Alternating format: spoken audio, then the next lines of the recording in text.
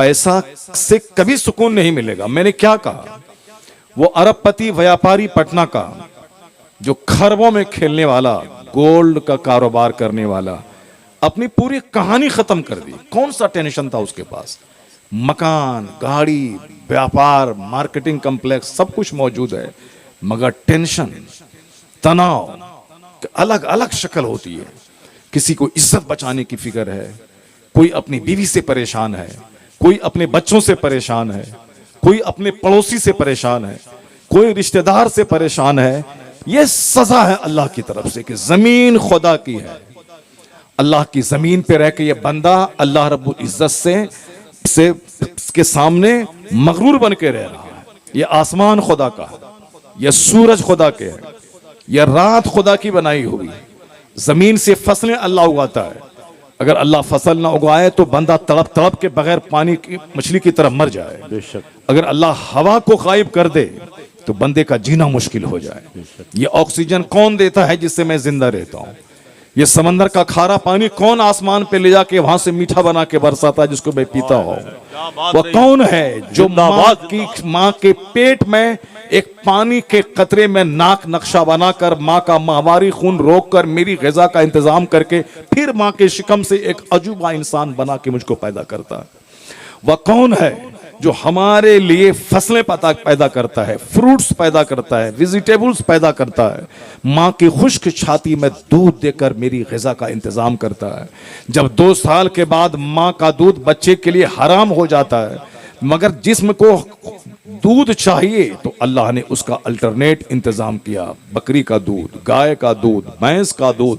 यानी तुम भैंस का दूध पियो, गाय का दूध पियो और फिर परिंदों का गोश्त खाओ, बकरे का गोश्त खाओ। जी भर जाए तो समंदर की मछलियां, ये समंदर का गोश्त है, इसे खाओ। ये गोश्त मेरे लिए, ये दूध मेरे लिए, ये मछलियां मेरे लिए, ये सीजनल फ्रूट, फलों का राजा आम मेरे लिए। पसीना बहे, बदन की एनर्जी खत्म हो, एक गिलास जूस पी ले आम का, वो सारी एनर्जी फिर दोबारा वापस आ जाती है।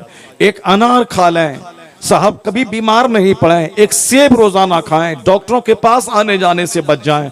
वह कौन है जो सेब जैसा लाजवाब फल हमें देता है? वह कौन है जो हमें आलू जैसी सब्जियां देता है? वह कौन है जो हमें ग्रीन सब्जी भी देता है? कौन है जो हमें ड्राई फ्रूट देता है, सीजनल फ्रूट देता है? वह कौन है जो हमारी हड्डी, हमारे पुट्ठे, हमारी रगें, हमारी नसें, हमारे आसाब, हमारे गोश्त, हमारे पोस्ट को मजबूत करने के लिए सीजन पे, जाड़े के मौसम की ग़िज़ा अलग, गर्मी के मौसम की ग़िज़ा अलग, बरसात के मौसम की ग़िज़ा अलग, वह कौन देता है? ये बंदा सोचता नहीं है। ज़मीन खुदा की, आसमान खुदा का, रोज़ी खुदा की, पानी दिया हुआ खुदा का, आग दी हुई खुदा की, हवा खुदा की, ये सारी नेमत अल्लाह की। और बंदा सारा काम सिर्फ शैतान की मर्जी के मुताबिक करता है। वह काम जो रहमान को नापसंद हो, वह काम जो अल्लाह के महबूब को नापसंद हो, वह काम जो खुदा के अजाब को भड़का दे, वह काम जो अल्लाह के कहर गज़ब को दावत दे, तो अल्लाह की जमीन पे ज़िना, अल्लाह की जमीन पे शराब, अल्लाह की जमीन पे धोखा, अल्लाह की जमीन पे सूद खोरी का सिस्टम, अल्लाह की जमीन पे नफरतों का बाजार गरम, तो अल्लाह क्या करेगा? आसमान से रहमतों की बारिश बरसाएगा, जमीन से सुकून और चैन की फसलें पैदा करेगा। जब जमीन खुदा की, आसमान खुदा का और काम होगा शैतान की मर्जी के मुताबिक, तो अल्लाह जहन्नम की आग में तो मरने के बाद जलाएगा। उसकी एक झलक इस दुनिया में दे रहा है कि अल्लाह सुकून को छीन लिया, चैन को छीन लिया और फिर पीस को छीन लिया, ताकि बंदे को पता चले कि हमने दौलत मांगी थी, सुकून कहां मांगा था? हमने गाड़ी मांगी थी, सुकून कहां मांगा था? हमने तो महल मांगा था, सुकून कहां मांगा था? सुकून जिसने मांगा था तो हमने उसे झोपड़ी में सुकून दिया, हमने उसे दरिया के किनारे सुकून दिया, हमने नमक रोटी में सुकून दिया। सुकून तो मोइनुद्दीन अजमेरी का बाप मांगा था, तो हमने उसे झोपड़ी में वो सुकून दिया कि बड़े बड़े बादशाह उस झोपड़ी की मिट्टी को अपनी आंखों का सुरमा बना दे। सुभान अल्लाह। हमने तो सुकून मोइनुद्दीन अजमेरी ने मांगा था, हमने उसे वो सुकून दिया कि जब तक वह जमीन के ऊपर रहा लोग उनका पांव चूमते रहे, और आज जमीन के अंदर 800 बरस से है लोग उनकी कब्र की मिट्टी को बोसा दे रहे हैं। पता चला कि हमने दौलतें मांगी थी, दौलत मिल गई, सुकून अल्लाह ने छीन लिया। और अगर सुकून अगर मांगते तो हम तिलावत करते, हम जिक्र करते, हम दुरूद पढ़ते, अल्लाह का जिक्र करते, मदरसों मस्जिदों खानकाहों को आबाद करते। सुकून महल में नहीं मिलता, फकीरों की मजलिस में बैठने से अल्लाह सुकून अता फरमा देता। बेशक। नारे तकबीर। मुआशरा कॉन्फ्रेंस। हे मेरी कौम, गैर मुस्लिम क्या करता है उसको मत देखो।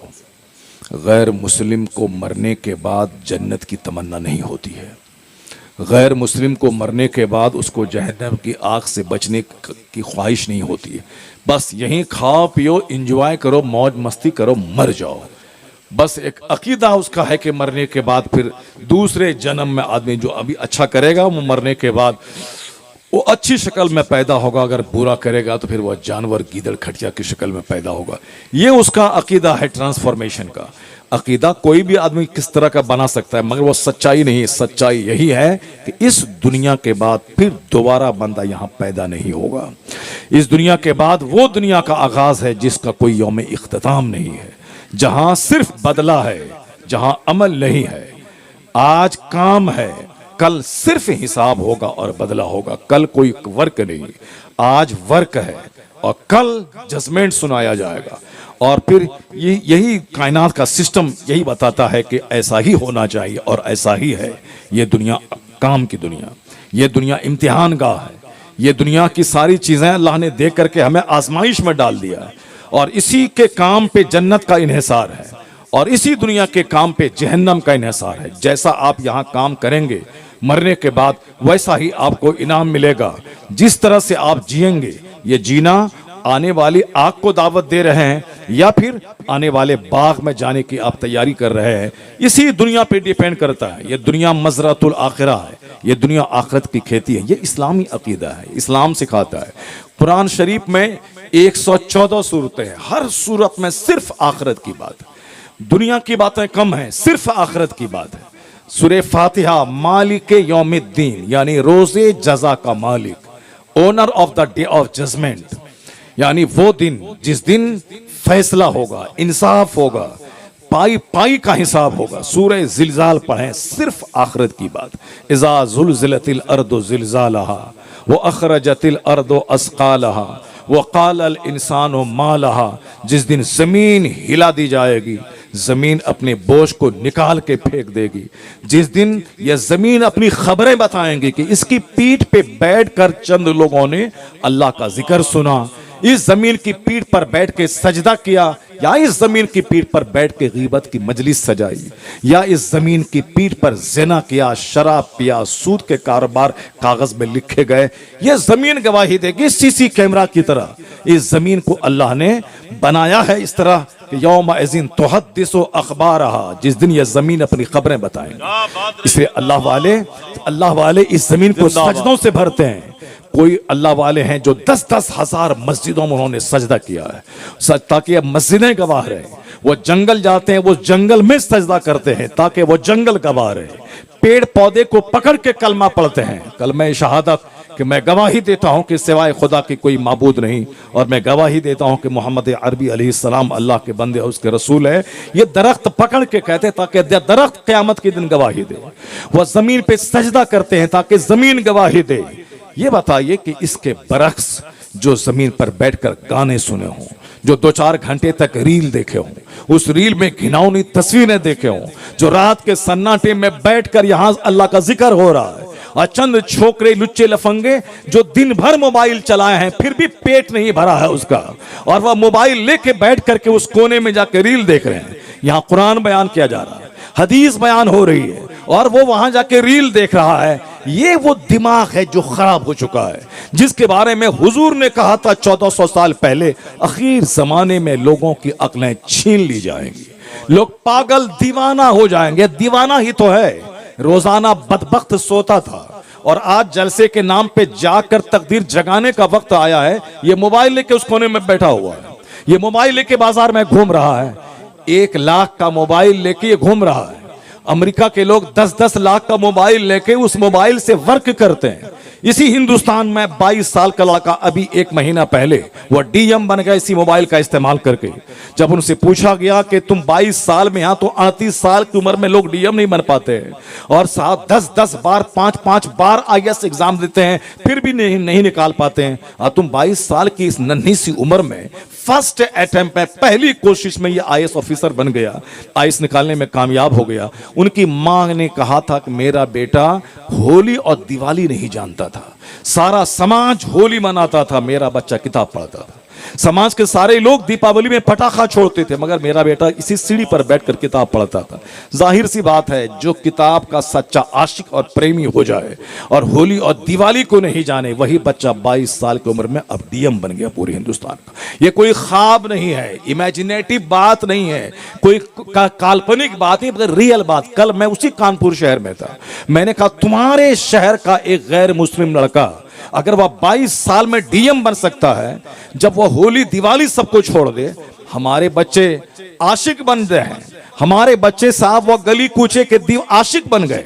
वो साहब पढ़ने गए थे, वहां से किसी लड़की को ले आया, वो लड़की का आशिक बन गया। लड़की का आशिक बनोगे तो चपरासी भी नहीं बन पाओगे, जब किताब के आशिक बनोगे तो डीएम बन जाओगे। जो किताब का आशिक बनेगा वो डीएम बन जाएगा। ये तुम्हारे ही शहर में 22 साल का लड़का डीएम बन के दिखा दिया तुमको, वो होली दिवाली नहीं जानता था। आज मेरे घर में शादी है, मेरा दोस्त 10 दिन पहले से दीवाना बना हुआ है, यानी साहब बेगाने की शादी में अब्दुल्ला दीवाना बना हुआ है, 10 दिन से नाच रहा है, कूद रहा है, बाइक लेके जा रहा है, आ रहा है, जबकि शादी सिर्फ 10 मिनट का काम है। शादी सिंपल रहे, 10 लोग जमा रहे, इजाब कबूल हो जाए। और शादी में हल्दी की रस्म, मेहंदी की रस्म, ये रस्म वो रस्म, कपड़ा खरीद की रस्म, दही चूड़ा भेजने की रस्म, मछली भेजने की रस्म, ये सारी रस्में हमने हिंदुओं और काफिरों से सीखा। हमने वक्त बर्बाद करने के लिए सीखा है, जबकि होना यह चाहिए था कि रिश्ता लगे रात हो तो रात, दिन हो तो दिन, फौरन इजाब कबूल करवा दे। हुजूर ने अपनी बेटी फातिमा ज़हरा की शादी मस्जिद नबवी में पुराने कपड़े में करवा दी, 10 सहाबा के बीच में करवा दी, ताकि कयामत तक मेरा गुलाम शादी को बोझ नहीं माने, शादी इस कदर आसान हो जाए कि ज़िना चोर दरवाजे से समाज में दाखिल नहीं होने पाए। आज हमने शादी को मुश्किल बना दिया, ये रस्म वो रस्म, पेचीदा, यानी पूरी 25 साल की कमाई एक दिन में झोंक दिया, ताश के पत्तों की तरफ उड़ा दिया। रस्में साहब, ये कार्ड छपाई की रस्म, ये साहब डेकोरेशन की रस्म, ये हल्दी की रस्म, तो ये हल्दी और मेहंदी के दिन उसी मेहंदी के कलर का कपड़ा सारे मर्द पहने, सारी औरतें पहने, पता नहीं दिमाग में क्या हो गया। सच कहा हुजूर ने, आखिर जमाने में अक्लें छीन ली जाएंगी। जिसको पागल होना है, दीवाना होना है, वो इसी तरह वक्त बर्बाद करता है, और जिसको जन्नत जाना है वो एक एक मिनट को कीमती समझता है। इस दुनिया में जिसको कामयाब होना है वह वक्त की कदर करेगा, और जिसे जन्नत जाना है वह वक्त की कदर करेगा।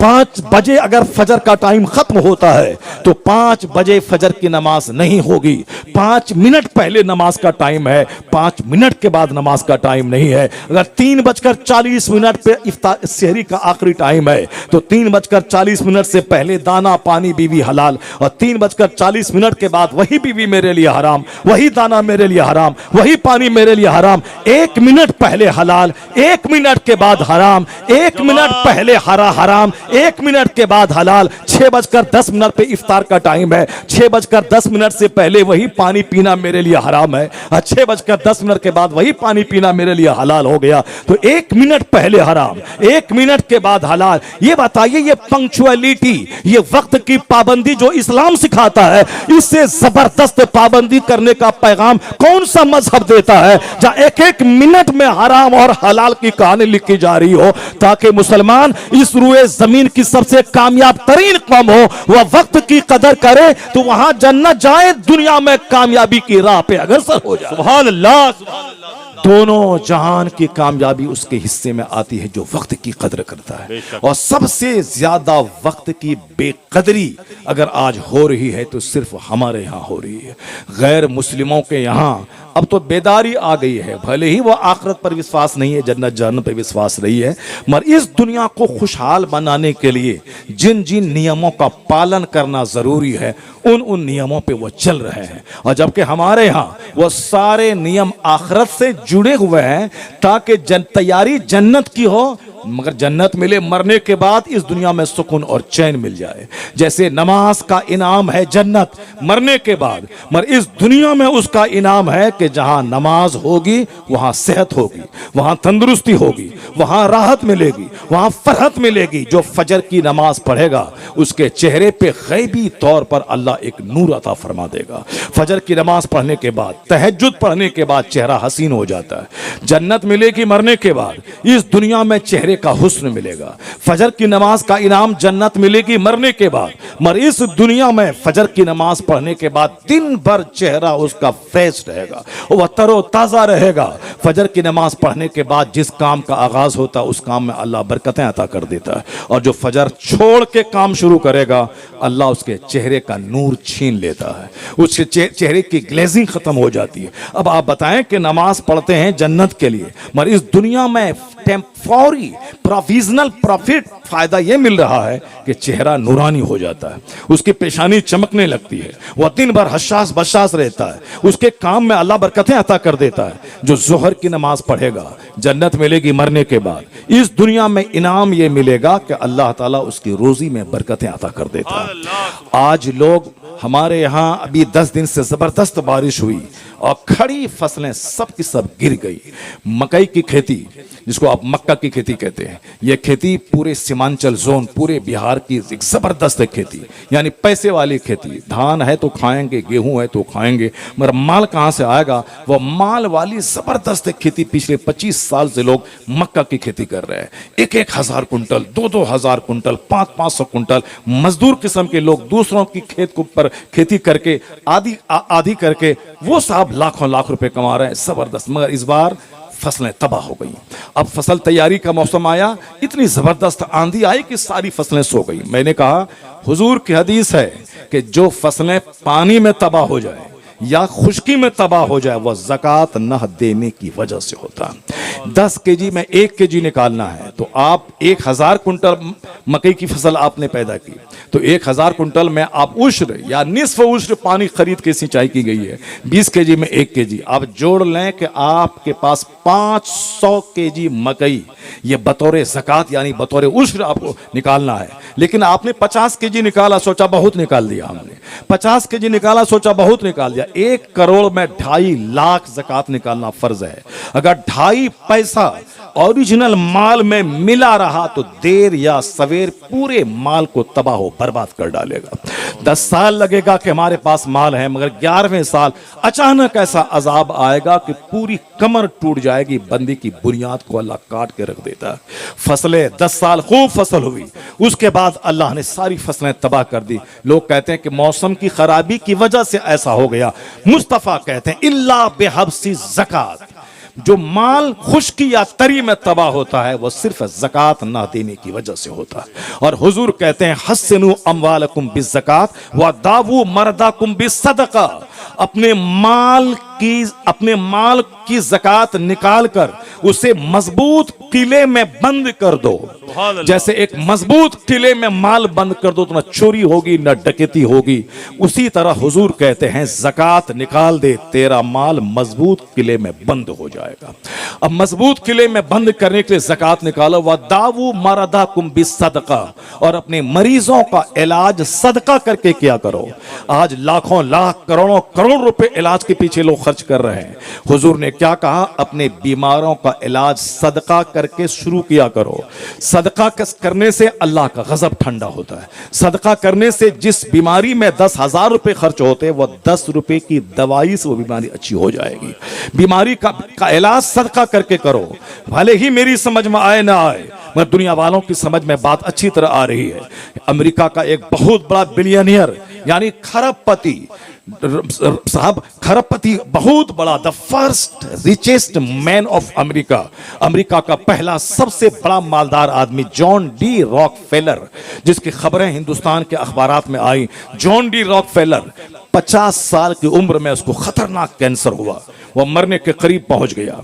जब देखा कि अब मैं मर ही जाऊंगा, उन्होंने अपनी दौलत के हिस्से किए, कहा कि मेरी दौलत का 1/3 पार्ट सिर्फ मेडिकल डिपार्ट के लिए मैंने इसको डोनेट कर दिया। हॉस्पिटल कायम करना, मेडिकल टीम की तनख्वाह देना, उसको बैठ करके रिसर्च करना, नई नई बीमारियों का इलाज दरियाफ्त करना, उस पर मेरी इस फैक्ट्री का पैसा उस पर खर्च होगा।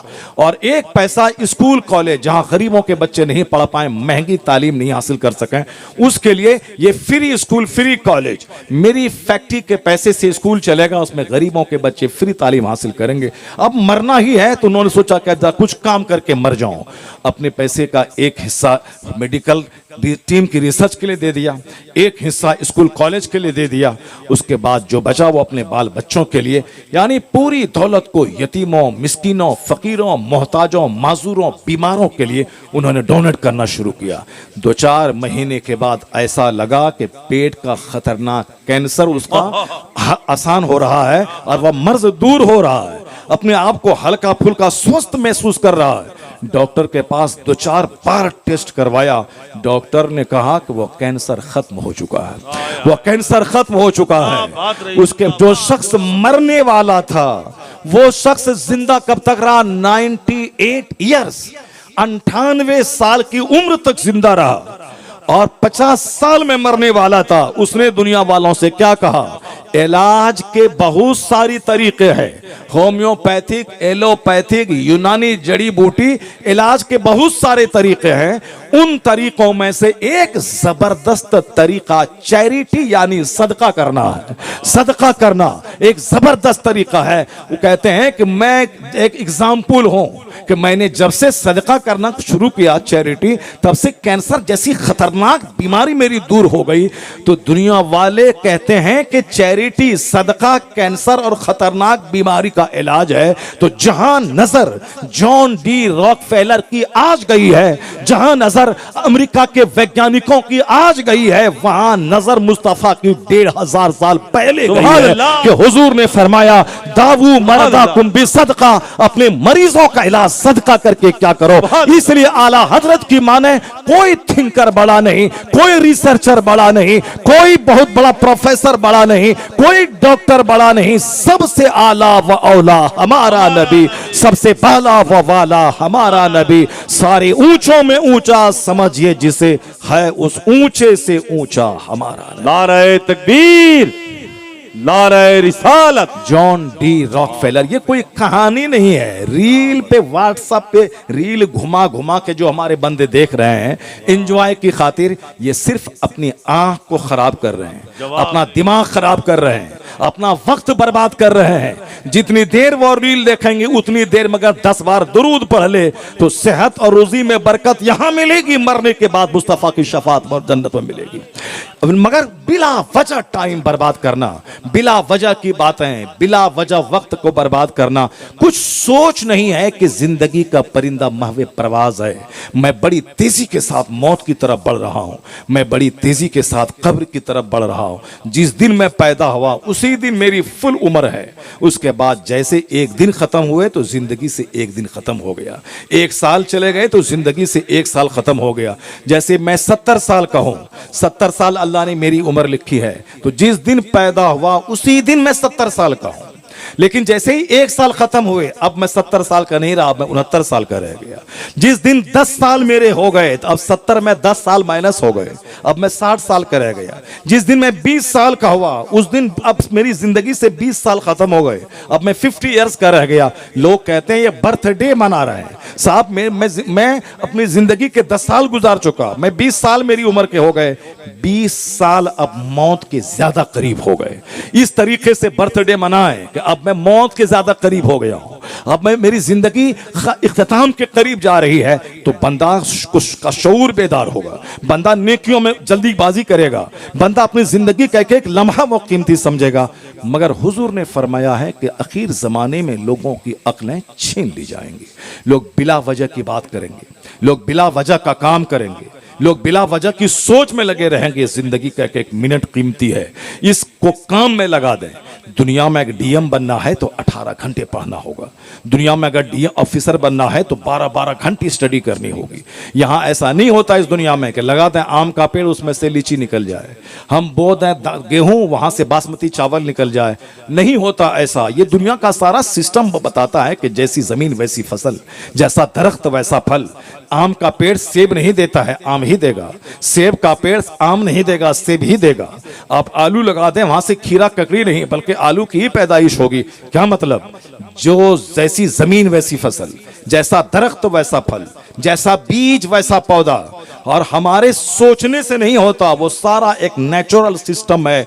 उसी सिस्टम के हिसाब से सारा काम हो रहा है। जब दुनिया का सारा काम सिस्टम के मुताबिक होता है तो फिर ये आपने कैसे समझ लिया कि हम जैसे जिए जिए जन्नत मेरे बाप की जागीर है, हम नमाज पढ़े ना पढ़े जन्नत मेरे बाप की जागीर है, जन्नत मिलेगी ही। हमारे पीर साहब ने कह दिया है कि जन्नत मिलेगी, ऐसा नहीं है। दुनिया का सारा सिस्टम आखिरत की याद दिलाता है। दुनिया बताती है कि दुनिया में जैसे तुम जीना चाहते हो, जिस तरह से मेहनतें करते हो, उसी तरह का रिजल्ट मिलता है। यहाँ जो बरसात के जमाने में भीग कर फसलें नहीं लगाएगा, वो अगहन के मौसम में धान और का साफ भंडार नहीं देखेगा। जो इस जमाने में सर्दी में कड़ाके की सर्दी में रहकर वो फसलें नहीं लगाएगा, तो वो मार्च और अप्रैल के मौसम में वो मकई और गेहूं की फसलें का मुंह नहीं देख पाएगा। जो इस दुनिया में मेहनत मुशक्कत नहीं करेगा, वो इस दुनिया में राहत नहीं पाएगा। जो पढ़ेगा लिखेगा नहीं, वो कभी डीएम नहीं बनेगा, प्रोबेशनरी ऑफिसर नहीं बनेगा, वो कभी बैरिस्टर और लॉयर नहीं बनेगा, वो कभी एक डिस्ट्रिक्ट का आईपीएस ऑफिसर नहीं बनेगा।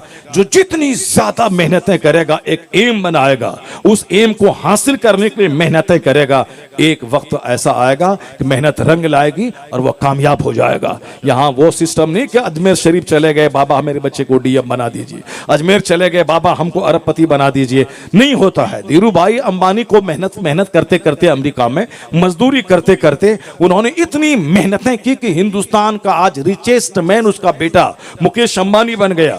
ये 24 घंटे उसके पास हैं, 24 घंटे मेरे पास भी हैं, मगर वो उस 24 घंटे में 18 घंटे आज भी वो मेहनत करता है। रोजाना 100 चैप्टर वो किताब पढ़ता है, रोजाना बड़े बड़े लोगों की जिंदगी का मुताला करता है और अपने कारोबार को कैसे एक्सपेंड करें, कैसे फैलाएं, उसके हर नो को पलक पे नजर रखता है। ऐसा नहीं कि पैसा हो गया है तो अब वह सिर्फ शराब पिए, ऐश करें, नाचे कूदे गाएं। नहीं, अगर नाचे कूदे गाएंगे तो दौलत 10 साल के अंदर ही खत्म हो जाएगी। लेकिन वह दौलतों को बढ़ाने के लिए 18 घंटे स्टडी करता है, मेहनत करता है, तमाम वर्करों से ज्यादा वो वर्क करता है। यही वजह है कि 50-50 साल हो गए, कारोबार डाउनफॉल नहीं हुआ। ये टाटा, ये बिरला, ये जिंदल, ये मित्तल, ये पूरी दुनिया के जो बड़े बड़े कारोबारी है, जो उसका एमडी होता है, मैनेजिंग डायरेक्टर होता है, वो सिर्फ 2 घंटे सोता है। अभी हिंदुस्तान के 2-4-5 बड़े बड़े लोग वो सिर्फ 4 घंटे सोते हैं और बाकी सारा वक्त 20 घंटे वर्क में लगा देते हैं। ये तो दुनियादारों की बात छोड़िए, हम लोग तो अकीदत की बातें करते हैं। आला हजरत फाजले बरेलवी का नाम लेते हैं मगर उनकी जिंदगी से रोशनी हासिल नहीं करते। आला हजरत का नाम लिया, बस जैसे तैसे इश्क मोहब्बत कहना शुरू कर दिया। आला हजरत सिर्फ 2 घंटा सोते थे, 24 घंटे में सिर्फ 2 घंटे सोते थे और पूरे 22 घंटे आला हजरत वर्क करते थे। तब जाके 1000 किताबें कौम के हवाले की है और आज 100 साल गुजर जाने के बाद रजा का नाम का गिराफ घटा नहीं है, बल्कि जैसे जैसे वक्त गुजर रहा है वैसे वैसे पूरी दुनिया में रजा के नाम का एक हंगामा बपा है। अमेरिका से लेकर मलेशिया, सिंगापुर तक, हिंदुस्तान, पाकिस्तान, बांग्लादेश की गली गली में रजा का नाम जो गूंज रहा है। अहमद रजा अकेले थे, मगर आज मेरे जैसे करोड़ों नाम के साथ रजा दाखिल हो गया है। मकान के नाम में रजा मंजिल, मस्जिद के नाम के साथ रजा जामा मस्जिद, खानकाहों में खानकाह आलिया, कादरिया, रजविया, आदमी के नाम के साथ ये अख्तर रजा, इस्माइल रजा, मोहसिन रजा, शमीम रजा, एहसन रजा, ये एक रजा है। करोड़ों नाम के साथ वो रजा दाखिल हो गया है। कौन है जो दलाली करके रजा के नाम को हर नाम के साथ जुड़वाता है? दलाली करने से ऐसा होगा कि दुनिया के करोड़ों घर में रजा का नाम पहुंच जाएगा? नहीं। रजा ने सिर्फ 2 घंटा सोकर और पूरे 22 घंटा वर्क करके जो सुन्नियत को बचाया है, जो इस्लाम बचाया है, जो दीन का काम किया है, तो जन्नत तो वहां मिलेगी। उसी का इनाम इस दुनिया में अल्लाह ने यह दिया है कि तुमने जिस दीन मसलक की खिदमत की है, जब तक वह मसलक रहेगा तेरे नाम का डंका बजता रहेगा। जब तक वह दीन रहेगा तेरी शोहरत का गिराफ ऊंचा होता रहेगा। जब तक फतवा रज़विया रहेगा रजा का नाम डाउनफॉल का शिकार कभी नहीं होगा। जब तक रजा की 1000 किताबें दुनिया में रहेंगी और उससे दुनिया वाले फायदा हासिल करते रहेंगे, रजा का नाम का गिराफ नीचा नहीं होगा।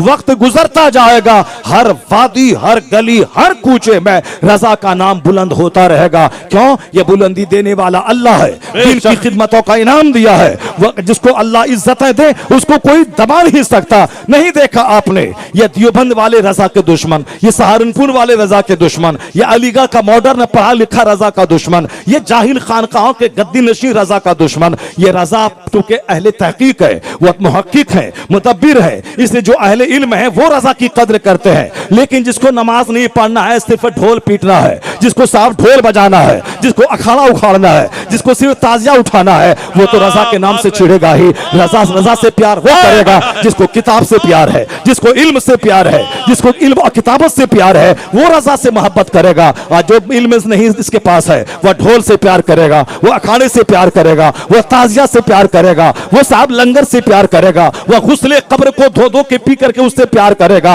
वो चादर पोशी पे प्यार करेगा। लेकिन अहले तहकीक वह फतवा से प्यार करेगा, वह टीचिंग और राइटिंग से प्यार करेगा। तो रजा का गिराफ ऊंचा इसलिए हो रहा है कि हजारों दुश्मनों के बीच में जो रजा ने किताब का हथियार दुनिया वालों को दिया है, और जब तक यह हथियार रहेगा उस वक्त तक रजा का डंका चारदांगे आलम में बजता रहेगा। रजा मुहक्किकीन का सरदार है, रजा आलिमों का इमाम है, रजा इस्लाम के मुबल्लिगीन का इमाम है। तो जब तक इस्लाम रहेगा रजा का नाम रहेगा, सुन्नियत रहेगी रजा का नाम रहेगा, जब तक मसलक अहले सुन्नत रहेगा रजा का नाम रहेगा। खाने पीने वाले को औलाद उसकी भूल जाती है, और जो दीन का काम करे दीन की वजह से उसके नाम को अल्लाह जिंदगी अता फरमा देता है। आशा का नाम है मेहनत की वजह से। मैं ये नहीं कहता कि सिर्फ रजा के उर्स में जाइए, वहां चादरें चढ़ाइए और वहां हल्ला हंगामा करके आप आ जाइए। नहीं, आप अगर नहीं जाते हैं बरेली कभी मत जाइए, मगर यहीं रजा से इतना प्यार कीजिए कि वो अगर 2 घंटे सोते थे और 22 घंटे में वर्क करते थे, तो आप भी कसम खा लें कि मैं सिर्फ 6 घंटे सोऊंगा, बाकी मैं 18 घंटे काम करूंगा, मैं 12 घंटे काम करूंगा। अगर ये पढ़ने वाले बच्चे रोजाना ठान ले के 10 घंटे से 10 मिनट कम मैं नहीं पढ़ूंगा, ये जबरदस्त खतीब बन जाए, ये जबरदस्त अदीब बन जाए, ये जबरदस्त राइटर बन जाए। वरना साहब रिजल्ट मदरसों का इतना कमजोर रिजल्ट है कि साहब 1000 बच्चों में 5 बच्चे भी कायदे से अरबी नहीं बोल पाते, 5 बच्चे कायदे से अरबी में एक सफा मजमून नहीं लिख पाते हैं। साहब बचपन से लेके अब तक अरबी ही इदारे में पढ़े और अरबी बोलना तक नहीं आया, अरबी एक सेंटेंस लिखना तक नहीं आया। क्यों आपने 20 साल बर्बाद किया? क्यों आपने 10 साल वही 10 साल अगर नौकरी किए होते किसी फैक्ट्री में तो लाखों करोड़ों रुपए कमा लिए होते, लेकिन किसी काम के नहीं रहे। जब सारी जिंदगी लगा दिया उसमें, एक जुमला बोल नहीं पाए, लिख नहीं पाए, तो फिर जो वक्त गुजरा सब बर्बाद हुआ। कोई सिस्टम नहीं है, बस ऐसे बगैर सिस्टम के, बगैर मकसद के, बगैर गोल के पढ़ रहे। कुरान खानी गया, 10 पैसे मिले, टोपी खरीद लिया, चप्पल खरीद लिया, बस साहब रात जब मला सो गए, जब मिला खा गए, दावत खाने गए, वहां से आया सो गए, क्लास में बैठ करके साहब पीछे गपशप कर रहे हैं। नहीं होगा। अपने बच्चे को एक एम बनाना होगा, इसको डीएम बनाना है, इसको लॉयर बनाना है, इसको प्रोफेसर बनाना है, इसको बड़ा खतीब बनाना है, इसको बड़ा राइटर बनाना है। तो बनाना है, एम हुआ। अब उस एम को हासिल करने के लिए वक्त को डिवाइड करना है कि उस वक्त तक पेट में एक दाना नहीं डालना है जब तक कि वह 3 पारे कुरान ना पढ़ ले, जब तक कि वह 10 पेज दुनियात का ना पढ़ ले। उस वक्त तक मैं चाय पानी तक पेट में नहीं डालूंगा जब तक मैं 10 हदीस याद नहीं कर लूं, जब तक मैं बहार शरीयत का 5 पेज नहीं पढ़ लूं, जब तक मैं सबक याद नहीं कर लूं, जब तक मैं कुरान पाक के तफसीर का एक चैप्टर नहीं पढ़ लूं। एक गोल सेट करें, उसी हिसाब से मजनू बन जाएं। मरने से पहले पहले आप एक जबरदस्त मुसन्निफ बन जाएंगे, जबरदस्त अदीब बन जाएंगे, जबरदस्त आप एक साले इंसान बन जाएंगे। उस वक्त तक हम नहीं खाएंगे जब तक कि फजर की नमाज के बाद 100 बार कलमा नहीं पढ़ लें, 100 बार दुरूद नहीं पढ़ ले तो जन्नत मिलेगी वहां, चेहरे पे नूर यहां मिलेगा, सेहत यहां मिलेगी, औलाद में बरकतें यहां मिलेगी। क्या कहा गया? जो जोहर की नमाज पढ़ता है अल्लाह उसकी रोजी में बरकतें अता कर देता है, और जो जोहर पाबंदी से छोड़ता है उसकी रोजी से बरकतें खत्म हो जाएंगी, अल्लाह ताला उसकी रोजी से बरकतें छीन लेता है। जो अस्र की नमाज छोड़ता है अल्लाह उसके बदन से ताकत को छीन लेता है। क्या मतलब? ताकतों का रिश्ता अस्र की नमाज से जुड़ा हुआ है। और आज सेब, संतरा, अनार, पनीर सब खाएं और गाल चिपका हुआ है, आंखें अंदर धसी हुई हैं और बदन हिल रहा है, गैस्ट्रिक का मर्ज पकड़ा हुआ है, यानी ताकत ही नहीं है। सेब, संतरा, अनार, दूध और जूस सब पी रहे हैं, ताकत मिलेगी कैसे? आपने ताकत का रिश्ता खाने से जोड़ दिया है। और यहां है जो अस्र की नमाज छोड़ेगा उसके बदन से ताकत छीन ली जाएगी। जो मगरिब की नमाज छोड़ेगा उसकी औलाद से फरमाबरदारी खत्म हो जाएगी। आज हमारे बच्चे हाथों से निकल गए, आज उस बच्चों को 1000 लाड प्यार करे मगर ये बच्चे आपके नहीं है, ये बच्चे ससुर के हो गए, ये बच्चे अपनी बीवी के गुलाम हो गए, ये बच्चे अपनी सास के हो गए, ये बच्चे अपने साले अपनी साली के हो गए। क्या कहा गया कि जो मगरिब की नमाज छोड़ेगा अल्लाह उसकी औलाद से फरमाबरदारी को खत्म कर देगा। इसका मतलब है कि औलाद को फरमाबरदार बनाना है, औलाद आपकी इज्जत करे, आपका सम्मान करे, उसके लिए जरूरी है कि आप नमाज पंजगाना के पाबंद बने, आप फज्र पढ़े, जोहर पढ़े, असर पढ़े, मगरिब पढ़े। आज 10-10 घंटे सोने के बाद भी लोगों की नींद पूरी नहीं हो रही है। लोग ऑफिस में सो रहे हैं, गाड़ी पे सो रहे हैं, बाइक चलाते हुए सो रहे हैं, जहां बैठे वहां सो रहे हैं। हिंदुस्तान का प्रधानमंत्री मीटिंग में सो रहा है, वो भाषण देते देते सो रहा है, यानी नींद पूरी ही नहीं हो रही है। 10-10 घंटे सो रहे हैं, सर्किट हाउस में सो रहे हैं, जब मौका मिला सो रहे हैं, फिर भी नींद नहीं पूरी हो रही है। स्कूल के अक्सर टीचर स्कूल में पढ़ाते पढ़ाते सो रहे हैं, यानी नींद ही नहीं पूरी हो रही है। कहते हैं कि साहब मोबाइल चलाते हैं, मोबाइल चलाए तो क्या हो गया? 2 घंटे की गहरी नींद आदमी को 10 घंटे की नींद का फायदा देती है। गहरी नींद अगर हो जाए, गहरी नींद लेने के लिए अपने तमाम जो इलेक्ट्रॉनिक्स गुड्स है उसको अलग करना पड़ेगा। गहरी नींद में खर्राटा आता है, गहरी नींद अंधेरे में आती है, गहरी नींद तमाम इलेक्ट्रॉनिक सामान से अलग होकर आती है। यहाँ हाथ में मोबाइल है, यहाँ सो रहे हैं, फिर 10 मिनट के बाद फौरन जाग गए। नींद गहरी हो, उसके बाद नींद में बरकत हो। आया है हदीस पाक का मफहूम है, जो इशा की नमाज छोड़ के सोएगा अल्लाह उसकी नींद से राहत को खत्म कर देगा, उसकी नींद से राहत खत्म हो जाएगी। इशा पढ़ के जो 3 घंटे सो ले उसको 30 घंटे की नींद की राहत अल्लाह अता फरमा देगा।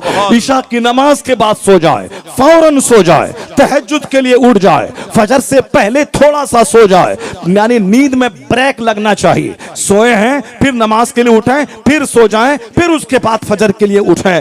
दिन के 10 घंटे तक काम करते रहें, न थकावट होगी, न सुस्ती होगी, न कोई काहली आएगी, क्योंकि वादा है फजर की नमाज पढ़ के जो काम शुरू करेगा चेहरे पे नूर आएगा। जोहर जो पढ़ता रहेगा रोजी में बरकत मिलेगी, असर जो पढ़ता रहेगा बदन में ताकत मिलेगी, मगरिब जो पढ़ता रहेगा औलाद में फरमाबरदारी मिलेगी, जो ईशा पढ़ता रहेगा नींद में राहत मिलेगी। नींद का रिश्ता जिंदगी से जुड़ा है, औलाद की फरमाबरदारी का रिश्ता जिंदगी से जुड़ा है, रोजी की बरकतों का रिश्ता जिंदगी के चैन से जुड़ा है, नींद का रिश्ता जिंदगी से जुड़ा है, रोजी में बरकतों का रिश्ता जिंदगी खुशहाली से जुड़ा हुआ है। लोग चैन तलाश कर रहे हैं घूमने में, चैन तलाश कर रहे हैं मसूली नैनीताल में, चैन खोज रहे हैं फॉर्चूनर में, चैन खोज रहे हैं महल में, चैन खोज रहे हैं साहब शराब में। तो चैन वहां रखा ही नहीं है, चैन तो फज्र में है, जोहर में है, असर में है, मगरिब में है, ईशा में है। 5 वक्त की नमाज पढ़े,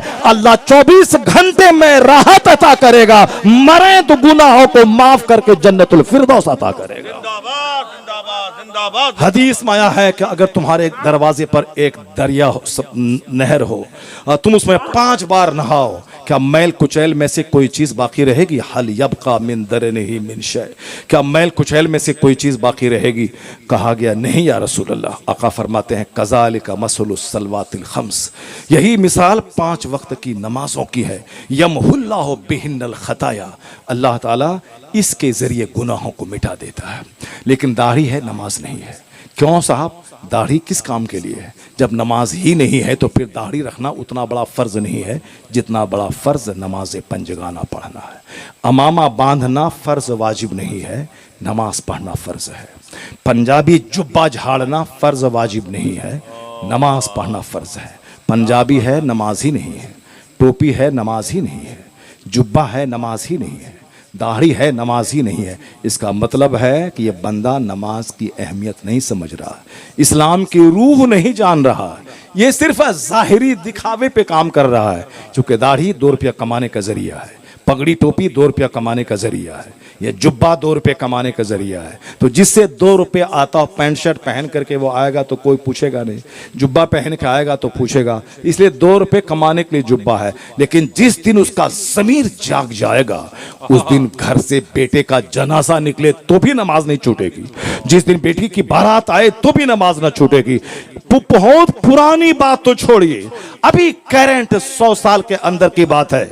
आला हजरत नहीं, आला हजरत के शागिर्द, उनका खलीफा हुजूर सदरुल शरिया, हुजूर मुहद्दिसे कबीर के वालिद गिरामी हुजूर सदरुल शरिया हुजूर अमजद अली रहमतुल्लाह अलैह, जिनका मज़ार घुसी में है, उन्होंने उनका जवान बेटा हकीम, जो पूरे घर बार को चलाता था, खिलाता पिलाता था, बीमार पड़ा, रमजान में इंतकाल हो गया।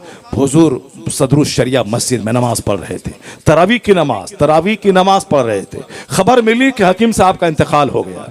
वहां से आप आए, अपने बेटे का चेहरा देखा। एक तो है बेटा, दूसरा है कि कमाने वाला बेटा जो पूरे घरवार को चलाता हो। उस बेटे के मरने का सदमा एक बाप, बूढ़े बाप पे कितना होगा, वो जिसके घर में यह सदमा गुजरता है उसी को मालूम होता है। कमाने वाला बेटा से किस कदर प्यार होता है, उसके मर जाने के बाद कितना शदीद रंज होता है, वो वही लोग जानते हैं। कमाऊ बेटा इंतकाल कर गया, आप मस्जिद से आए, बेटे का चेहरा देखा, उसके बाद ये कह के मस्जिद चले गए कि तरावी की चंद रकत बाकी रह गई है, मैं पढ़ के आ रहा हूं। ऐसा नहीं होगा किसी से कि घर में जनाजा हो जवान बेटे का और ये तरावी की नमाज जो चंद रकत बाकी रह गई इसको पढ़ने के लिए मस्जिद जाएं। जिसके दिमाग में जुनून चढ़ जाता है जन्नत का, जिसके दिल दिमाग पे अल्लाह का खौफ हावी हो जाता है, जिसको मरने के बाद की दुनिया की फिक्र होती है, उसके लिए सारा काम आसान हो जाता है। इसीलिए कहा गया रिजालुन ला तुलहिहिम तिजारतुन वला बैउन अन जिक्रिल्लाह, यानी वो सिलेक्टेड लोग हैं जिसको कोई खरीदो फरोख्त, कोई बिजनेस, कोई दुनिया का कारोबार अल्लाह के जिक्र यानी नमाज से नहीं रोक पाता है।